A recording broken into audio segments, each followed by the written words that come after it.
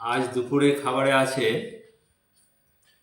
Poultry মুরগির মাংস যে ঝোল করা হয়েছে, আর পেঁয়াজ শসা টমেটো এই দিয়ে একটা স্যালাড করা হয়েছে, এই যে লেবু আছে, আর এই দিয়েই খাবো।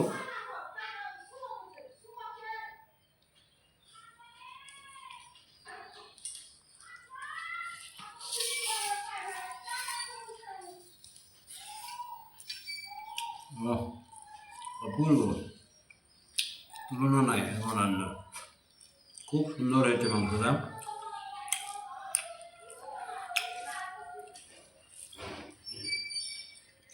আর এটা টমেটো শসা, এটা পেঁয়াজ, স্যালাড, খুব সুন্দর।